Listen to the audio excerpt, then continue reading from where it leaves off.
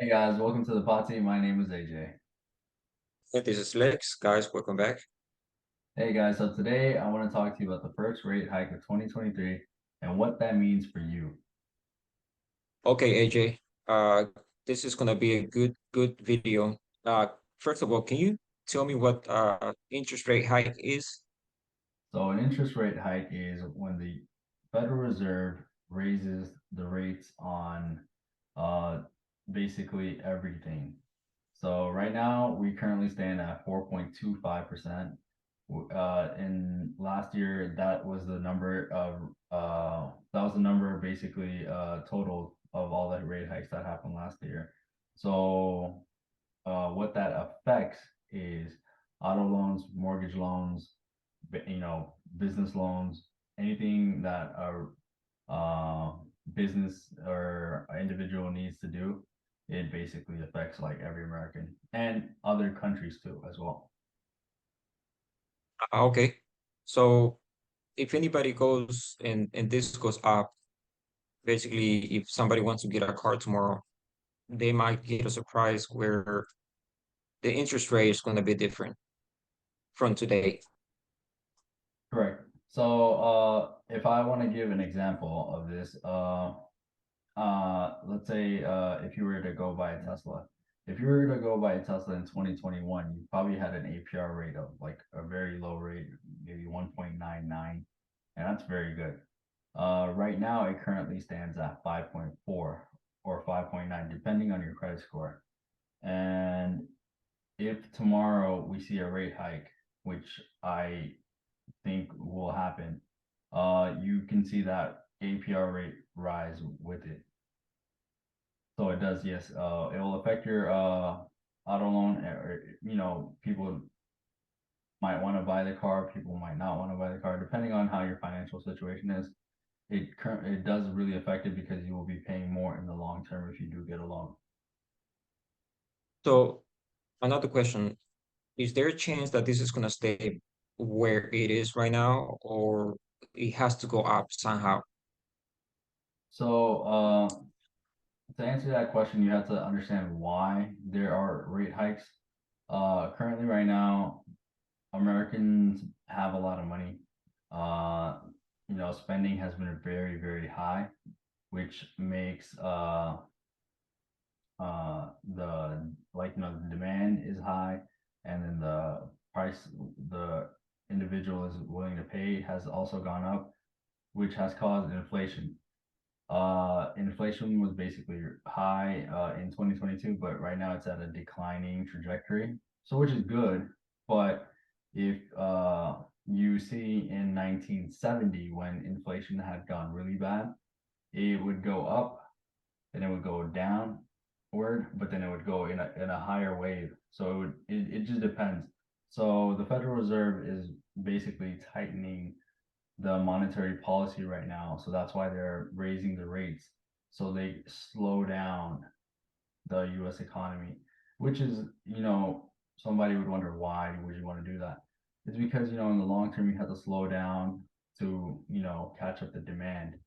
So in that case, I don't think it will go down. The interest rates, I don't think will go down for a while. I think it's going to stay up. And I think you might see two or three rate hikes in 2023. Three more this year. That's projected from what the Federal Reserve has said. Oh So wow. that So affects.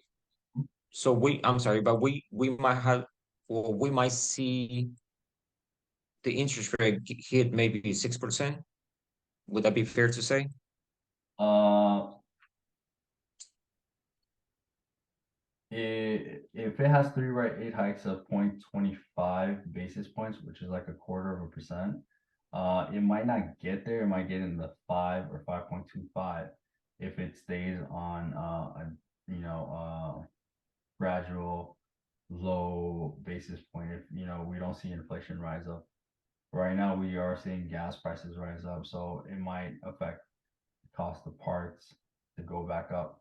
So from the data that we have right now, and what the banks are saying, they're all expecting a 0.25 basis point rate hike. So Okay, I see what you mean. yeah, so it does affect the stock market. If I could share the screen real quick, of what to expect. As you can see, today was a very green day right before the rate hikes. Yesterday was a very red day. Uh, so basically, if you're looking at the 1 hour map, the Nasdaq has done a beautiful bounce. Now, if you were to look at from a wider perspective, you could see that the trajectory has been downwards. So even after it passes, it goes back down because all of these have been caused by the rate hikes. So right now it did a beautiful rally right now, and if it is a 0.25 basis point rate hike, you can still see that it will probably be in this area for right now because everything's been priced in according to the market. If it does a 0.5 basis point, you could probably see it go down really, really quick. So uh, that's something to look forward to. And if you're in the stock market, the reason why it's been going down, let's say if you have $1 million in cash right now, and let's say the average turnout of the stock market has been in the S&P has been 8 to 9%. So if you have $1 million in the stock market, your return, you're looking at, if it's a 10% return, it's $100,000. But right now, or last year, the S&P declined 20%. So you would have lost $200,000.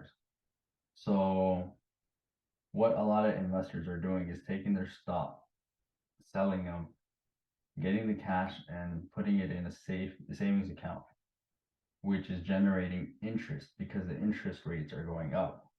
So if the interest rates go up, your credit card interest rates go up, your mortgage rates, interest rates go up, your auto rates go up, so does your savings rates.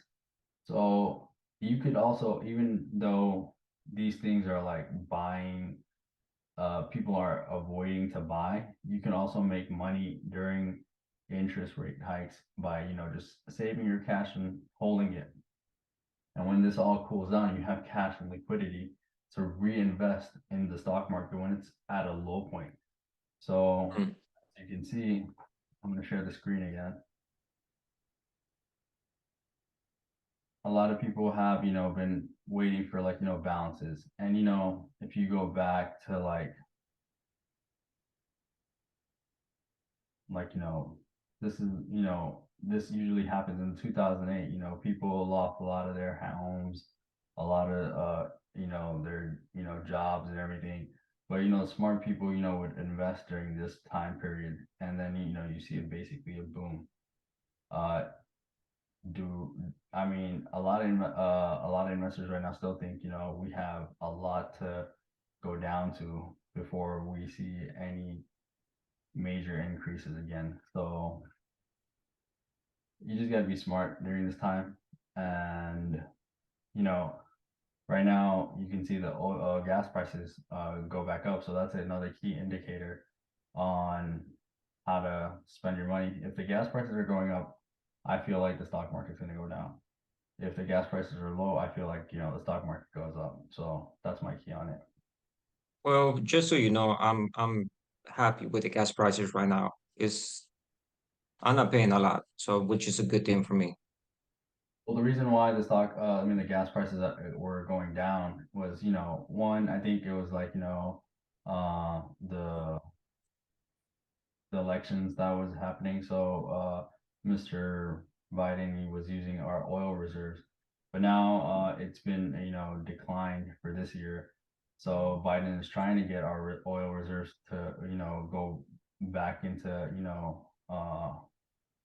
circulation, so gas prices go down. But since it's the Republicans are saying no, because I guess I don't know why, to save the reserves. the prices are going back up, and it could go back up higher than what it was too if nothing's done. Wow, this is a good video. We can talk about this all day.